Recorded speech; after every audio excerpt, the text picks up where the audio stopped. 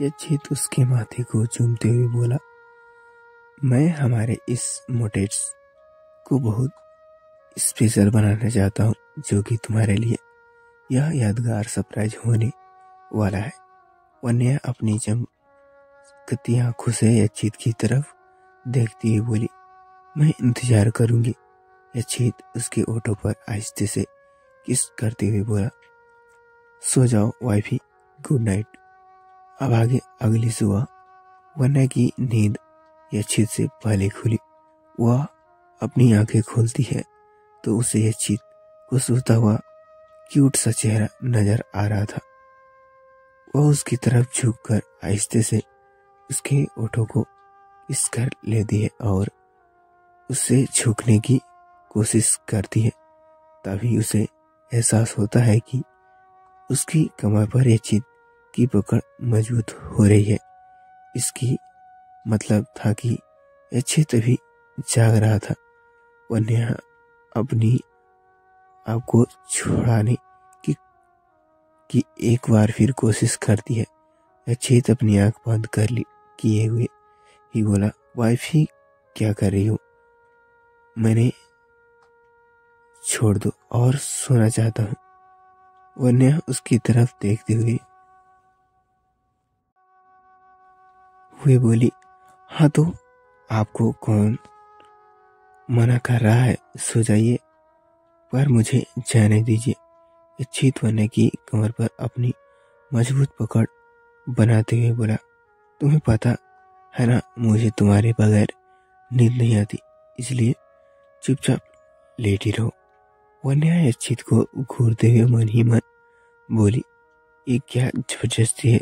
फिर उसकी तरफ देखते हुए बोली, यज्जित छोड़िए, मुझे बहुत से काम करने हैं, बच्चों को रेडी करवाने हैं, फिर सबके लिए ब्रेकफास्ट बनाने हैं। यज्जित उसे हक किए हुए बोला, और इधर पति बेचारा पड़ा हुआ है, इसके लिए तुम्हारी कोई फर्ज नहीं बनता। तुम्हें सबका ख्याल है, बस एक अपने पति को छोड़कर। यज्जित की शिकायतें सुनकर वन्या के फेस पर स्माइल आ जाती है। वह उसकी तरफ देखते हुए बोली, यज्जित देखिए, बच्चे को किंडरगार्टन जाने में लेट हो जाएगा, इसलिए मुझे जाने दीजिए ताकि मैं उन्हें रेडी कर सकूं। यज्जित उसके सीने पर अपना सिर छिपाते हुए बोला, वाइफी तुम हमेशा बेबी बेबी करती रहती हो, कभी तो बेबी के डैडी की तरह भी देख लिया करो। और वैसे भी आज बच्चों को हॉलीडे है, इसलिए उन्हें भी सोने दो और खुद भी सोकर मुझे आराम दो। पर और कुछ नहीं, अगर तुमने जाने की कोशिश की तो मैं तुम्हें अभी किस कर लूंगा, फिर आगे जो होगा सबके लिए मुझे ब्लैक मत करना। वन्या ने फिर कुछ नहीं किया और अपनी आंखें बंद कर लेट गई। दूसरी तरफ राजवन इंडस्ट्रीज आज ऑफिस में काफी रौनक नजर आ रही थी। सारे एम्प्लॉयर्स के चेहरे पर एक अलग ही एक्सप्रेशन, एक्साइटमेंट था। इसके दो रीजन थे। एक तो इस ऑफिस के पुराने बॉस यानी आने के डैड मिस्टर गौतम राजवन अपने एम्प्लॉयर्स के से मिलने आए थे, और दूसरी है कि डीलरशिप में कंपनी की ग्रोथ इन 3 महीनों में आसमान छूने को थी, इसलिए कल एक बड़े 7 स्टार होटल में पार्टी रखी गई थी। इस सेक्शन को सेलिब्रेट करने के लिए इस अनाउंसमेंट से सबके चेहरे पर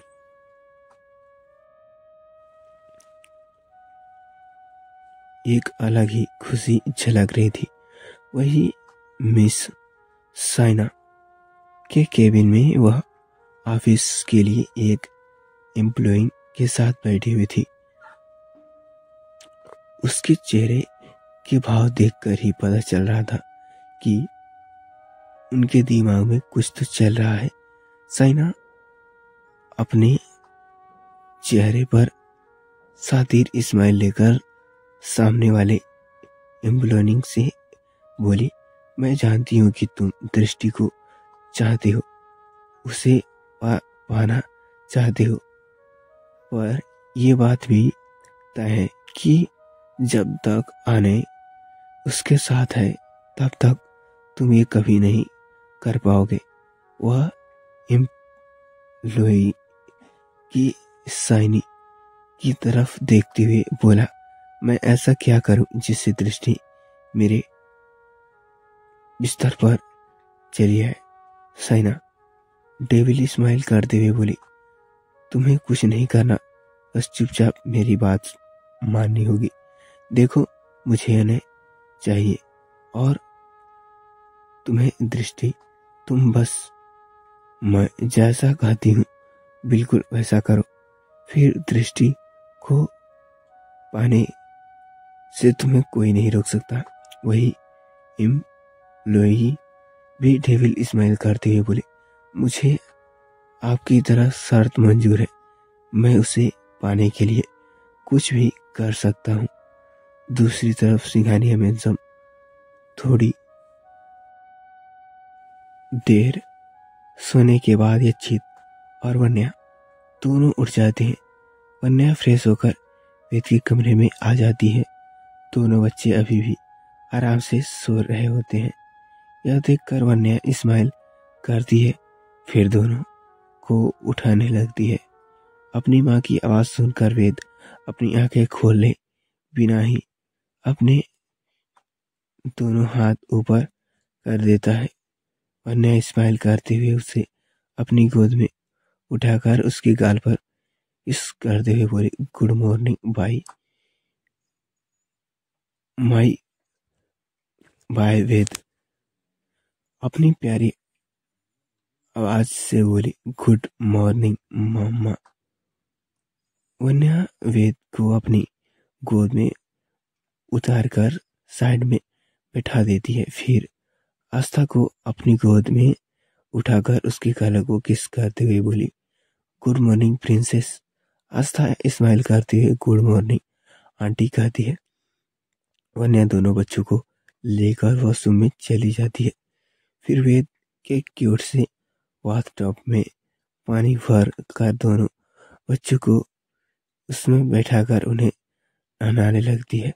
आज आस्था और वेद दोनों साथ में थे, इसलिए उन्हें शरारत सोचती है। वेद अपनी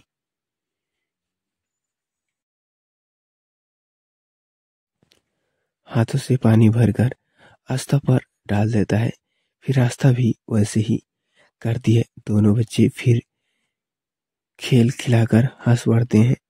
वन्या उनकी शैतानी देखकर बोली, बेटा सावधान नहीं। पर वेद स्माइल करते हुए अपने हाथों से झाग भर लेता है और अपनी माँ के दोनों गालों पर लगा देता है। वन्या वेद की तरफ आंखें छोटी करते देखने लगती है। वह इस वक्त बहुत प्यारी लग रही थी। वेद उसकी तरफ देखते हुए बोला, माँ आप बहुत क्यूट लग रही हो।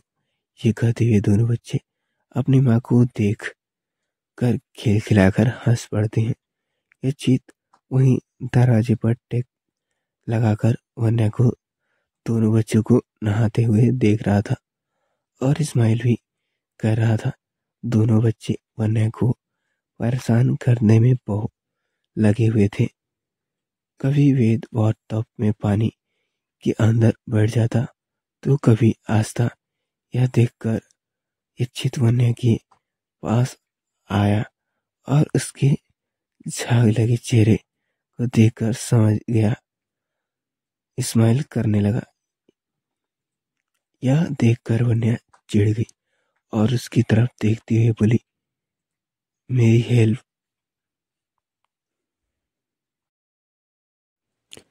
करने के बजाय आप मुझ देखकर स्माइल कर रहे हैं। यच्छित उसके दोनों गालों को पीच करते हुए बोला, बेबी तुम इतनी क्यूट लग रहे हो, तो इसमें मेरी क्या गलती? वन्या चिढ़ते हुए बोली। यच्छित यच्छित यह देखकर दोनों बच्चों की तरफ देखकर बोला, बच्चों क्या कर रहे हो? माँ माँ कुछ ज्यादा परेशान नहीं करते, चलो अब शैतानी बंद करो हम। यह कहकर यच्छित खुद उन्हें नहलाने लगा। थोड़ी देर बाद वह वेद को एक सफेद टॉवल में लपेटकर वह टब से बाहर निकालकर उसके क्लोसेट रूम में ले जाता है, जिससे जाने के बाद वन्या आस्था को भी एक सफेद टॉवल में लपेट कर वह टब से बाहर निकालकर अपनी गोद में लेते हुए अपनी कमर में आ जाता है। उसकी आस्था के लिए क्यूट सी फ्रॉक मंगवा लिए थे, वह उसे कपड़े पहनाने लगे। वन्या ने आस्था को एक ब्लू कलर की शॉर्ट फ्रॉक ड्रेस पहनाई थी। पैरों में मैचिंग शूज पहनाने के बाद वह उसके बाल बनाने लगे। फिर उसका फेवरेट हेयर बैंड उसे पहना देती है। फिर उसे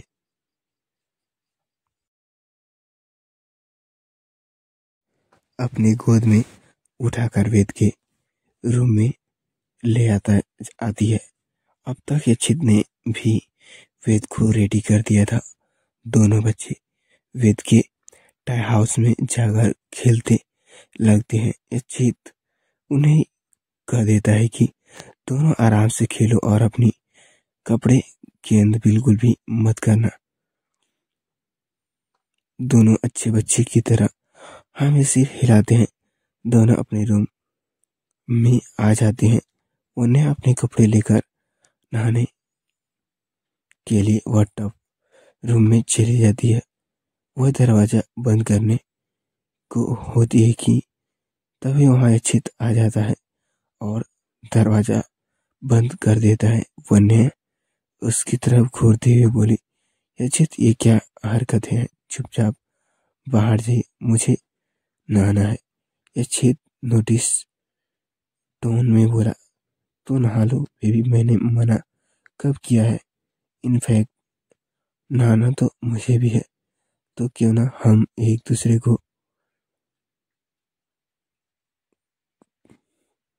कंपनी दे दे। वन्या यच्छित को आंखें दिखाती हुए बोली, कोई जरूरत नहीं है कंपनी देने की, चुपचाप बाहर जाइए, मैं अकेले नहा सकती हूँ। यच्छित उसके करीब आते हुए बोला, पर मैं तुम्हें कंपनी देना चाहता हूँ। ये कहते हुए वो वन्या के बेहद पास आ जाता है और शावर ऑन कर देता है। ठंडे पानी की बूंदें सिर पर पड़ते ही वन्या कांप जाती है। ये छेद इसके लिए पहले से ही तैयार था। वह वन्या की कमर को कसकर थाम लेता है। पानी की बूंदें वन्या के सिर से होते हुए उसके गुलाबी ओठों की भीग रही थी, जिसे देखकर यह छेद पागल हुआ जा रहा था। वह उसके तरफ झुकते हुए उसके ओठों को अपने ओठों के